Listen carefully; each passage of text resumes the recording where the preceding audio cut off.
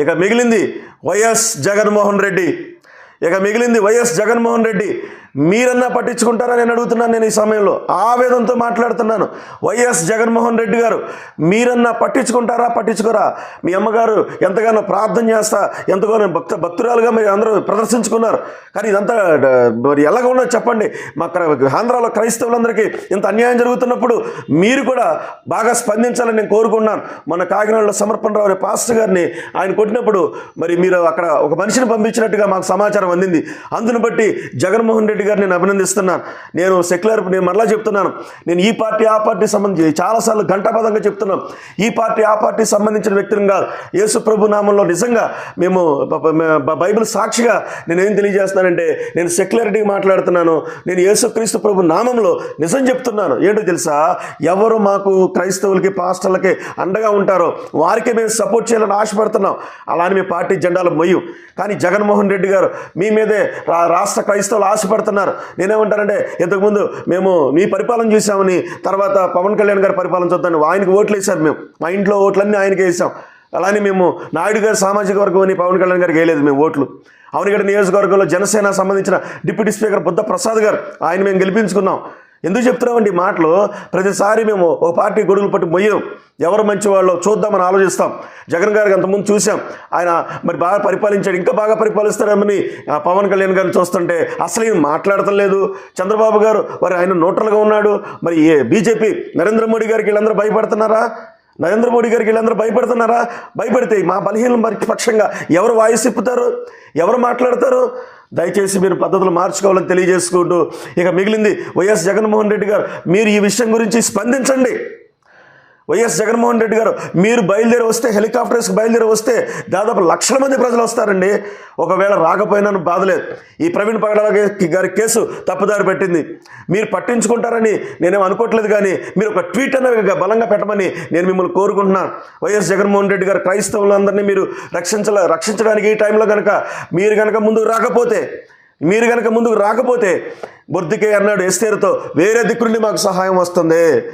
వేరే దిక్కు నుండి యూదులందరూ అనాడికలు ఎస్తేరు కాలంలో యూదులందరికీ భయంకరమైన జాతి మొత్తం నాశనం అయిపోయే టైంలో మొర్దెకై బయటకు వచ్చాడు.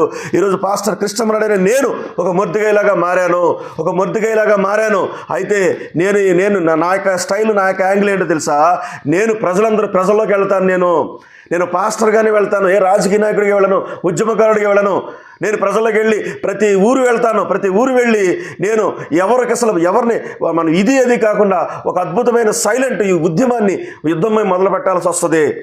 దయచేసి జగన్మోహన్ రెడ్డి గారు, ఈ టైంలో మీరు ఎస్తేరు స్థానాన్ని మీరు భర్తీ చేస్తారా చేయరా? ఎస్తేరు స్థానాన్ని మీరు భర్తీ చేయాలి. మీరు భర్తీ చేస్తారని నేను విశ్వసిస్తున్నాను. ఎందుకో చెప్పనా, మన కాకినాడ మీరు ఒక మనిషిని పంపించారు, రాష్ట్ర ఉపాధ్యక్షులు అంట, ఎవరు జాన్ వెస్లీ గారిని. ఏ పాస్టర్ గారిని మీద దెబ్బలు తగిలినా ఎవరైతే పోలీస్ స్టేషన్కి వెళ్తారో, క్రైస్తవులారా, మిత్రులారా, అనేక సకల జనులారా, హిందువులు కూడా మీరు కూడా చూడండి. మేము మాట్లాడేదంటే తప్పే ఉంది. మేము మాట్లాడేదాన్ని రాజ్యాంగ ప్రకారంగా మాట్లాడుతున్నాం. మేము మాట్లాడేదంటే తప్పు లేదు. మీరు చూడండి, అనేక దేశాల్లో ఉన్న క్రైస్తవులారా, అంబేద్కరిస్టులారా, దయచేసి ఈ మొర్దెకై కృష్ణమనాయుడు అని చెప్పబడిన నేను ఒక మొర్దెకైలాగా మారాను. ఎస్తేరు గారి కోసం ఎదురు చూస్తున్నాను.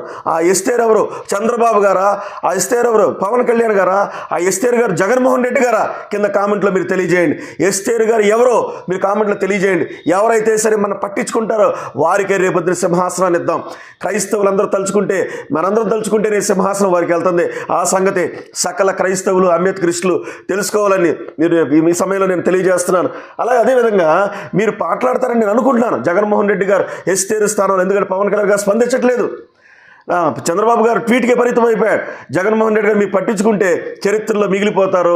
ఈ ఆంధ్ర రాష్ట్రంలో బలహీన వర్గాలు మాదిగా మరి ఎంతమంది SC, ST, OC, BC convert అయిన క్రైస్తవులు కోట్ల మంది ఉన్నారు.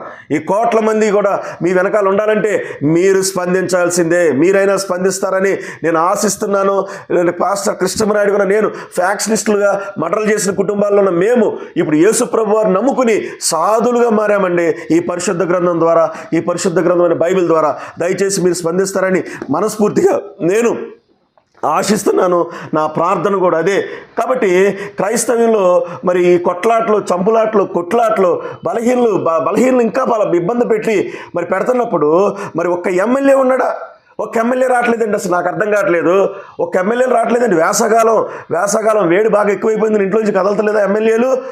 ఏమయ్యా క్రైస్తవ ఎమ్మెల్యేలు, లేకపోతే క్రైస్తవ ఎమ్మెల్యేలు కాదు, అంతకుముందు అక్కడ ప్రవీణ్ బాబు గారు చనిపోయినప్పుడు అక్కడ ఉన్న ఎమ్మెల్యే కాసేపు వచ్చి కనిపించి వెళ్ళిపోయారు.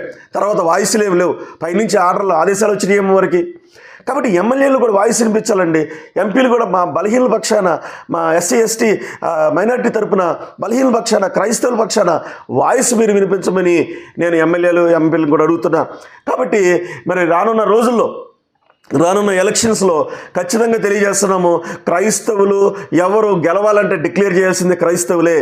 ఇది అధికార పక్షం గమనించుకోండి, ప్రతిపక్షాలు గమనించుకోండి.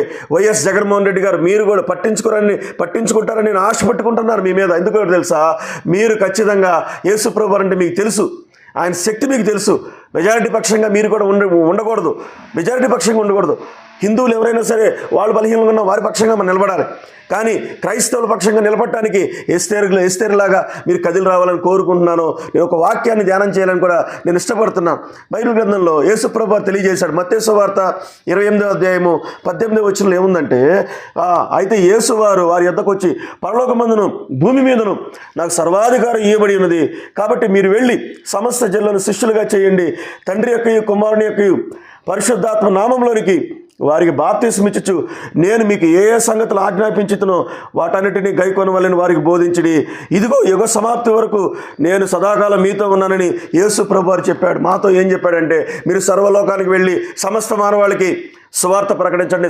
సందులకి మేము తిరుగుతాం, గొంతులకి మేము తిరుగుతాం, చెప్తాం. పేడ నీళ్ళు జల్లుతున్నారు, వాళ్ళు ఎంతగానో కారాల మీద కొడుతున్నారు. ఇవన్నీ గమనించట్లేదా? రాజ్యాంగ ప్రకారంగా క్రైస్తవ సువార్త ప్రకటిస్తున్నప్పుడు హైందవ సోదరులారా మీరు గమనించండి అండి. ఎవరో ఆర్యులు చెప్పిన మాటల ప్రకారం మీరు పట్టించుకోవద్దు. మేము మీ భారతీయులు, మనందరం ఒక భారతీయులమే. కానీ యేసుప్రభు వారి యొక్క శాంతి మా జీవితాన్ని మార్చింది. ఆత్మహత్యలు చేసుకోకుండా, హత్యలు చేయకుండా. కాబట్టి యేసువారిని నమ్ముకోవడం తప్పలేదు. ఏ సంగతులు ఆజ్ఞాపించాడు ఆ ఆజ్ఞలు మేము తెలియజేస్తున్నాం. వెళ్ళాలి, మేము తప్పదు. పేడ నీళ్ళు కొట్టినా వెళ్తాం, ఇంకా ఏ విధంగా అరెస్టులు చేసినా మేము వెళ్లాల్సిందే. దేవుని ఆజ్ఞ, మరి మీ ఆజ్ఞలు మేము పాటించాలా? రాజ్యాంగాన్ని పాటిస్తాం, దేవుని ఆజ్ఞను పాటిస్తాం. దయచేసి ఈ సమయంలో ఇంకో మాట నేను మీకు తెలియజేయాలని ఇష్టపడుతున్నాను. నెహెమ్యా గ్రంథంలో ప్రతి ఒక్కరు నెహెమ్యాగా మారాలని నేను పిలుపునందిస్తున్నా. నెహెమ్యా గ్రంథం 1వ అధ్యాయము మరి 2వ వచనం చూస్తే, నేను వారిని అడగగా వారు చెరపట్టబడిన వారిలో శేషించిన వారు ఆ దేశంలో బహుగా శ్రమను నిందను పొందుచున్నారు. ఆంధ్రప్రదేశ్లో క్రైస్తవులు శ్రమలు నిందలు పొందుచున్నారు. నేను చెప్తున్నాను, అమెరికాలో యేసుప్రభు నామములో ఆశీర్వదించబడి అమెరికాలో వెళ్ళిపోయిన క్రైస్తవులారా, తెలుగు ఆంధ్ర నుంచి యూరోపియన్ కంట్రీస్కి వెళ్ళి యూరోప్కి వెళ్ళి బ్లస్ అయిపోయిన క్రైస్తవులారా, మీకు పిలుపునందిస్తున్నాను. మాకు నెహెమ్యాలు కావాలి. మీరు నెహెమ్యాలుగా మీరు పనిచేస్తారా? మీరు కోట్లు ఆస్తులు సంపాదించుకున్నారు కదా, ఆంధ్రాలో క్రైస్తవుల కొరకు, ఆంధ్రాలో సేవకుల రక్షణ కొరకు మీరు డబ్బు తీయగలుగుతారా? మీరు డబ్బు తీసి, ఆనాడు నెహెమ్యా గారు ఆయన అర్థహస్త అనే రాజు దగ్గరికి వెళ్ళి ఎంతగానో అనేకమైన మరి మెటీరియల్ తీసుకుని జెరూసలేం పంపించాడు. అతను కూడా వచ్చాడు. నేనేమంటానంటే, మీరు మీ ఆయుధాలతో మీ ఆంధ్రాకి రండి, ఆంధ్రప్రదేశ్కి రండి. మీరందరూ వచ్చి మీ మా సమ్మతి తెలియజేయండి. దైవ సేవకుల మీద ఇబ్బంది పెడుతున్న వాళ్ళని, కొడుతున్న వాళ్ళని మీరు తెలియజేయండి. వీలైతే మీరు అమెరికాలోనూ, ఆస్ట్రేలియాలో, యూరోప్లోనూ, ఆస్ట్రేలియా ఎక్కడున్నా కూడా ఇంట్లో కూర్చొని మీరు వీడియోలు చేసి మీ యొక్క సంఘీభావం తెలియజేయమని నేను క్రైస్తవులందరినీ కోరుకుంటున్నాను, హెచ్చరిక కూడా చేస్తున్నాను. దయచేసి ఇక్కడ కొన్ని దినములు ఉపవాసం ఉండి, కొన్ని దినములు ఆకాశమందున దేవుడు విజ్ఞాపన నేను చేసి నెహెమ్యా అంటున్నాడు, మీరు ఉపవాసాలు ఉండండి, కడుపు కట్టుకోండి, ఏడవండి. ఆంధ్రాలో క్రైస్తవుల పరిస్థితి ఘోరంగా ఉంది. ఆంధ్రప్రదేశ్ లేకపోతే ఈ నార్త్ ఇండియాలో నాకు అనుమానాలు వస్తున్నాయి. పెద్ద మనకొడ కాకినాడలో ఒక చిన్న చక్కగా చదువుకున్న కుర్రాడిని ఒక పెద్ద వ్యక్తి, 60-50 సంవత్సరాల వ్యక్తి, బలమైన వ్యక్తి చంపలంపడి కొట్టేశాడు. కాకినాడలో పాస్టర్ గారిని ఆమె చేతులు ఎరగదీశాడంట సిఐ గారు. ఈ చేతులు బలంగా ఎరగదీసేసి లాగారంట ఎస్ఐ గారు. వీళ్ళంతా నేను చెప్తున్నాను, నెహెమ్యాలో మీరు కదిలి రండి. ఆంధ్రప్రదేశ్ విషయంలో వైఎస్ జగన్మోహన్ రెడ్డి గారి మీద నేను గట్టిగా చెప్తున్నాను. జగన్మోహన్ రెడ్డి గారు మనకు ఒక వ్యక్తిని పంపించాడు. ఎక్కడ ఏ పోలీస్ స్టేషన్ దగ్గర నిజమైన క్రైస్తవులు, దొంగ క్రైస్తవులు కూడా ఉంటారు. నిజమైన క్రైస్తవులకి, నిజమైన పాస్టర్లకి ఎవరికైతే అన్యాయం జరిగిందో వారి పక్షంగా పోలీస్ స్టేషన్కి వెళ్ళండి. వారి పక్షంగా మరి మీరు ఎమ్మెల్యేలు, ఎంపీలు పంపించిన వాళ్ళే రేపొద్దున సింహాసనం మీదకి వాళ్ళు ఎక్కుతారని నేను ఈ సమయంలో తెలియజేస్తున్నాను. వైఎస్ జగన్మోహన్ రెడ్డి గారు ఇప్పటికైనా మీరు స్పందించి క్రైస్తవులందరినీ యేసుక్రీస్తు ప్రభు నామంలో నెహెమ్యా పాత్ర వైఎస్ జగన్మోహన్ రెడ్డి గారు మీరు పోషించండి. నెహెమ్యా పాత్ర మీరు పోషించండి. ఎస్తేరు పాత్ర మీరు పోషించండి, తర్వాత అనేక మంది పోషిస్తారని నేను కోరుకుంటున్నాను. కాబట్టి ఎస్తేరు జాతి కొరకు మొర్దెకైలాగా నేను తయారయ్యాను. మీరు నెహెమ్యాలాగా ఉంటారా, మీరు ఎస్తేరులాగా మారతారా అని మిమ్మల్ని కోరుకుంటూ వైఎస్ జగన్మోహన్ రెడ్డి గారు ఎక్కడ ఏ సందర్భం వచ్చినా మీరు దయచేసి క్రైస్తవులను కాపాడటానికి రండి, క్రైస్తవులను కాపాడటానికి ట్వీట్స్ చేయండి. వైఎస్ఆర్ కాంగ్రెస్ పార్టీ ఎంపీలారా, ఎమ్మెల్యేరా, మీరు కూడా చేయకపోతే మాత్రం ఖచ్చితంగా చరిత్రహీనులుగా మీరు మిగిలిపోతారని తెలియజేసుకుంటూ, ఖచ్చితంగా ఎంతకాలం ఈ ప్రవీణ్ పగడాల గారు హత్య, ఇంకొక ఎంతకాలం పాస్టర్లను కొడతారు. దయచేసి మీరు గమనించి మన రాష్ట్రంలో ఒక బలహీన పక్షంగా పోరాడమని నేను కోరుకుంటూ, జగన్మోహన్ రెడ్డి గారి వారి మాట, వారి ట్వీట్ కోసం నేను ఎదురు చూస్తున్నాను, వారి యొక్క ఆదేశాల కోసం నేను ఎదురు చూస్తున్నాను. నేను వైఎస్ఆర్ కాంగ్రెస్ పార్టీని కాదు, మళ్ళీ చెప్తున్నాను బైబిల్ సాక్షిగా, నేను సెక్యులర్గా ఉంటాను. దయచేసి మమ్మల్ని ఎవరు కాపాడటానికి రారా, మమ్మల్ని ఎవరు రక్షించడానికి రారా అంటే దేవుడే వస్తాడు. కానీ మరి ప్రజలందరూ కష్టాలు పడుతున్నారు, చంపుతున్నప్పుడు మేము బయటికి ఇట్లా మాట్లాడి మేము ముందుకు రావాలి. దయచేసి నాకు ఎవరైనా సరే నన్ను మెచ్చుకోవటానికైతే ఫోన్ చేయొద్దు. కృష్ణమనాయుడు బాగా మాట్లాడుతున్నాడు, నన్ను మెచ్చుకోవటానికైతే ఫోన్ చేయొద్దు. మీ బాధ్యత అంటే చెప్పేలాకైతే నాకు ఫోన్ చేయండి. మీరేమైనా ఆయుధాలు నాకు సప్లై చేస్తేనే ఫోన్ చేయండి. ఆయుధాలు అంటే మా అలంకారమైన ఆయుధాలు, దేవుని కోసం సువార్త ప్రకటించే ఆయుధాలు, ఆ ఆయుధాలు ఇచ్చేలాకైతే ఫోన్ చేయండి. లేకపోతే ఎవరు నాకు నన్ను మెచ్చుకోవటానికి ఫోన్ చేయొద్దు. ఆంధ్రాలో క్రిస్టియన్ ఎమర్జెన్సీ నడుస్తుంది. బిషప్లందరూ సిగ్గు తెచ్చుకోండి. మన ఆంధ్ర రాష్ట్రంలో ఉన్న బిషప్లు, తెలుగు రాష్ట్రంలో బిషప్లు సిగ్గు తెచ్చుకోండి. ఆడి కార్లు తిరుగుతున్నావు, లేకపోతే ఆ కార్లు తిరుగుతున్నావు అని పెచ్చ మాటలు మాట్లాడతా భోగాల్లో బతుకుతా వేల కోట్ల అనుభవిస్తున్నారా? ధనవంతుడు పరలోక రాజ్యం ప్రవేశించడని బైబిల్ తెలియజేస్తుంది. నీ భూమి మీద నీ ఆస్తి మొత్తం మీ పేదలకు ఇమ్మని మరి యేసుప్రభు చెప్పిన కొండమే ప్రసంగంలో మీకు వినపడతలారా? క్రైస్తవ బిషప్లారా, కోటీశ్వరులారా, మీరందరూ మీరు డబ్బు ఖర్చు పెట్టండి, తీసి ప్రజలకి, పేద ప్రజలకి మందిరాలకు ఖర్చు పెట్టమని తెలియజేసుకుంటూ, కృష్ణమనాయుడిగా, పాస్టర్ కృష్ణమనాయుడిగా మీ అందరికీ మత్తయి సువార్త 3:7 ప్రకారంగా బాప్తిస్మిచ్చి యోహాను ప్రకటించినట్లుగా నేను ప్రకటిస్తున్నాను. మీకు బుద్ధి చెప్పేవాడెవడు? స్వార్థపరులారా, మీకు బుద్ధి చెప్తున్నాను, మీ బుద్ధి మార్చుకోండి. 7 ఎకరాల పొలం అమ్మేసుకున్నాను, ఎంత అమ్మేయడానికి సిద్ధంగా ఉన్నాను నేను. నా దగ్గర అయితే ఏ డబ్బులు లేదు. ఎందుకు తెలుసా? అపోస్తుల దగ్గర డబ్బులు ఉండవు. అపోస్తుల దగ్గర దేవుడు ఆత్మ ఒకటే ఉంటుంది. మా జేబులో మా బ్యాంక్ బ్యాలెన్స్ చెక్ చేసుకోండి, ₹10 మాకు ఉండవు. కానీ దేవుని కోసం ఉన్నదంతా ఖర్చు పెట్టడానికి మేము సిద్ధంగా ఉన్నాం. దయచేసి మీరు కామెంట్లో తెలియజేయండి. అందరూ నెహెమ్యాలాగా ఉంటారంటే నెహెమ్యాలాగా ఉంటారని చెప్పండి, ఎస్తేర్లాగా మారేవాళ్ళు ఎస్తేర్లాగా ఉంటారని చెప్పండి. ఈ రాష్ట్రాన్ని క్రిస్టియన్ ఎమర్జెన్సీగా నేను ప్రకటిస్తున్నాను. దేవుడు మిమ్మల్ని అందరినీ కూడా ఒక ఎస్తేర్లాగా, నెహెమ్యాలాగా మార్చునుగాక. ఆమేన్.